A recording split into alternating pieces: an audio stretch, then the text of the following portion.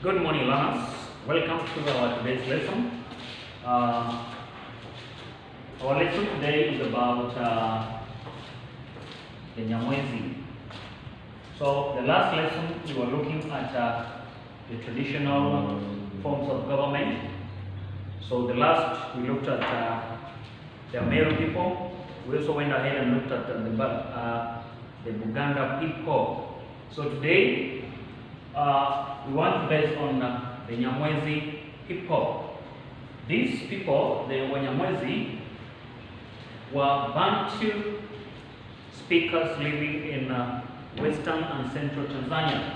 So you can say they were, of course, Bantu, found in western and central Tanzania. They got the name Nyamwezi from the coastal traders since they came from the west, which was the direction of the new moon. So we're saying that their main economic activity was cultivation of crops, but they adopted long distance trade from the coastal Arabs. These people were ruled by hereditary chiefs. When you talk of hereditary, it means that the chief came from, of course, one family, and of course we are calling it as a matrilineal system. The Ntemi was succeeded by the son of his eldest sister. So we are calling, we are saying Ntemi. So Ntemi, of course, it is the title. Then the chiefdom were made up of 10 to 30 ngungulis, which were close to 300, that is judgments or chiefdoms. So we are saying that the chief had the following powers. Of course, that is now the Ntemi. So the powers, we had the judicial powers. He made the final judgment. Religious powers. He presided over religious ceremonies and blessed warriors before going to the war. He was assisted by Wanyikulu, the priest, and Mganwe, the religious official. So remember that we are discussing today on the Nyamwezi people. Then he was the commander-in-chief of the Nyamwezi traditional army. So the Ntemi ruled with the help of a council of elders called Wanyampala. So when we talk of council of elders, were known as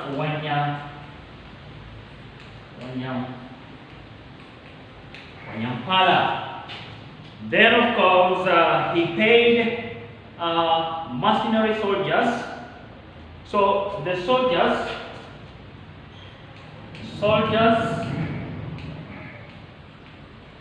were known as Ruga. The soldiers were known as the Ruga.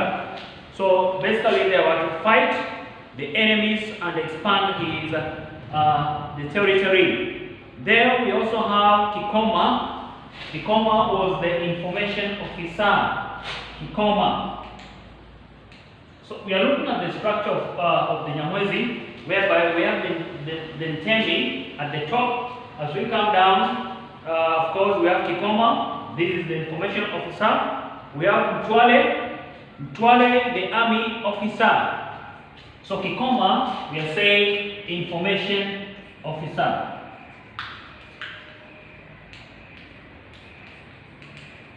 So this person was in charge of information. He gathers information from the ground, and of course, the information, he makes sure the information reaches to the chief. So, any information, anything that is happening on the ground, of course, Kikoma was there to receive the information and, of course, send to the chief who is Ntemi. Then, Twale. We also have Twale.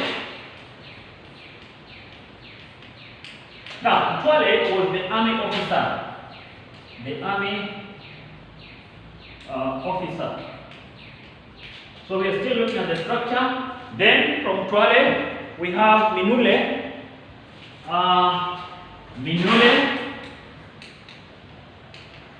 that is the chief tax. Remember that, of course, the tax that was collected, of course, was directly linked to the Ntemi, or directly linked to the chief. Then we have Mteko. Mteko. Mteko was the head of secret, that is service. For example, in our country, that is Kenya, we also have a secret service. Of course, we can call it as a secret service because it's different from that is Kikoma, whereby now the secret service has to gather information. Then, of course, the information is taken to Kikoma. Then Kikoma take the information to the chief now, of course, for more. Then from there, we have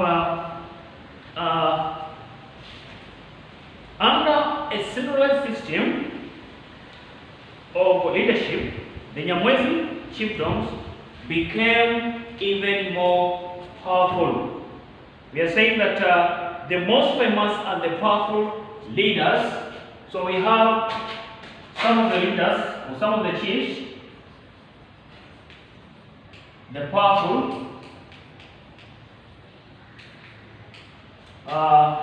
the leaders who are so powerful. Among these people, we have Mirambo. The other person was Nyungu Yamawe. So among the Nyamwezi, these two people were so powerful that even today we remember the history behind them.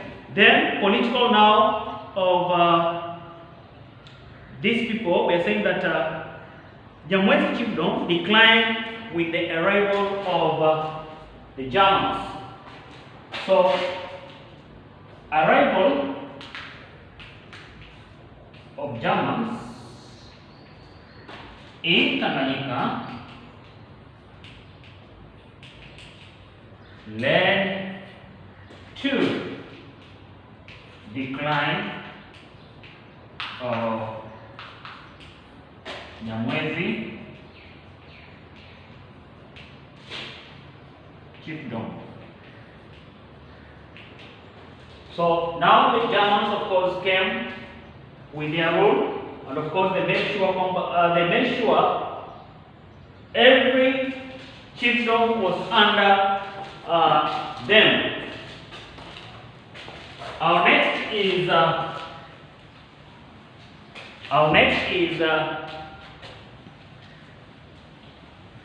Khoisan. The Khoisan.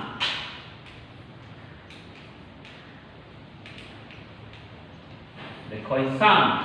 And we are saying that this group comprises of the Khoikhoi and the San. So the Khoikhoi are known as the Hotendos, while the San they are known as the Bushmen. So we have the Khoikhoi and the San. So these are the Hotendos. Hotendos. And these are the Bushmen. So of course these people that are found in, they were the earliest inhabitants of Central and Southern Africa. Earliest inhabitants of Central and Southern Africa. So Bantus, of course, we know the origin of Bantus, of course, they came from the Congo. So before now, the Bantus had spread to south. Of course, we had these people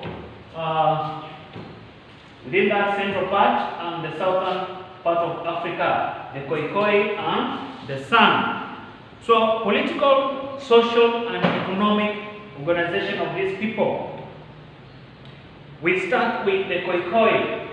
These people, economically, their main economic activity was keeping of animals and especially cattle and sheep. They also carried out fishing in small rivers to supplement their diet. During the dry seasons, they hunted and gathered wild fruits and wild roots. They also traded with their neighbors and exchanged livestock products with agricultural products.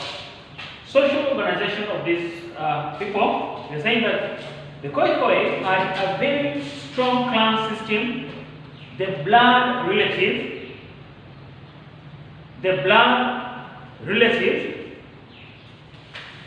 came together to form a family.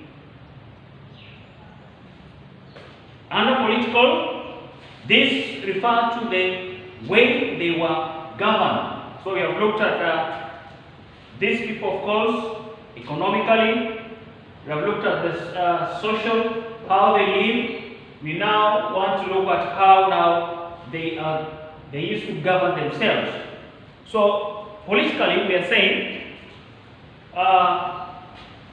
their government, their traditional government was headed by a hereditary chief from a royal clan. The chief was assisted to govern by a powerful, we are talking of a powerful council of elders made up of clan heads. So in Africa, basically, when you look at most of the traditional forms of government, you find that most were under a hereditary system. Either it is chief or either it is the king. Then let's look at the sun. We have been looking at the Khoikhoi, now we look at the sun. So the sun, economically, their main economic activity was hunting and gathering of, that is the fruits. They kept dogs to assist them, that is in hunting. They also traded with their neighbors. Socially, organization, we are saying, they lived in small groups called hunting bands. So apart from now, the group, the Khoisan, of course, we have split. We have the Khoikhoi, we have the San. The San was, we are saying that they lived in small groups called hunting bands that had 20 to 40 families or members. They made shelters from grass and branches of the leaves. Something again, they believed that the praying mantis and the moon were sacred. So it means that something sacred is something that can be worshipped. Something sacred is something that can be worshipped. They intermarried with their neighbors, but they did not intermarry with the people from the same hunting band. That is about social organization of the San. Political, they did not have a centralized government. They lived in closely related small groups. They did not have chiefs. Their decisions were made through consensus and mutual agreements. So we find that there is a big difference between the San and the Khoikhoi. So that is about political of these people, the San. So learners, I want you to go back to your books. I want to give you some notes there. You will go and make some short notes. That is from page 172. Of course, you will be making short notes for yourself. Go through the traditional forms of government. The one that we have tackled already. Write short notes about them, as of course we continue with the lesson. So for today, I want to say thank you for listening, and God bless you.